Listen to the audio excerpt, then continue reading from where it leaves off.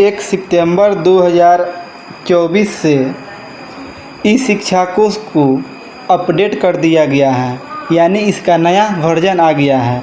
यानी इसी के माध्यम से आप SL, CL, मातृत्व अवकाश, पितृत्व अवकाश, मेडिकल, स्टडी जो भी छुट्टी लेना है आप ले सकते हैं।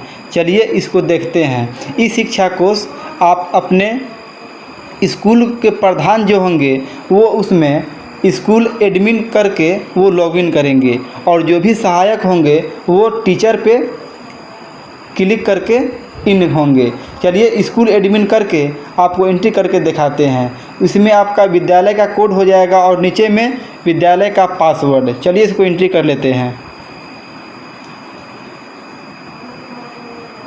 एंट्री करने के बाद में नीचे में लॉगिन का बटन आएगा, लॉगिन पे क्लिक कर देंगे। उसके बाद में आपको कुछ इस तरह से दिखेगा MS रिपोर्ट और अंत में होगा आपका मार्क लीव।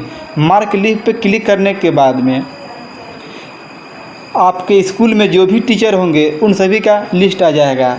जिस टीचर को छुट्टी लेना हो छुट्टी पे क्लिक करेंगे और इसमें लीव टाइप में क्लिक करेंगे CL casual leave. Casual leave में क्लिक करने के बाद में आपका यहाँ पे आ रहा है फ्रॉम यानी से और नीचे में आ रहा है टू यानी तक, किस तिथि से किस तिथि तक क्लिक कर देंगे।